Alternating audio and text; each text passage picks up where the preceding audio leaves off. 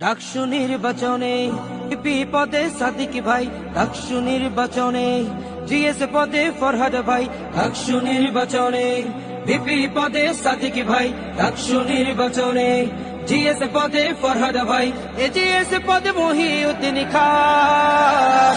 এই প্যানেলটি জয়ী হলে ভাই থাকবে সুলাইমান, শিবির প্যানেল জয়ী হলে ভাই থাকবে সুলাইমান, শিবির প্যানেল জয়ী হলে ভাই থাকবে সুলাইমান, শিবির প্যানেল জয়ী হলে ভাই থাকবে সুলাইমান।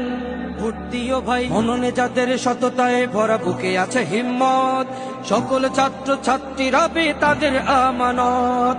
ও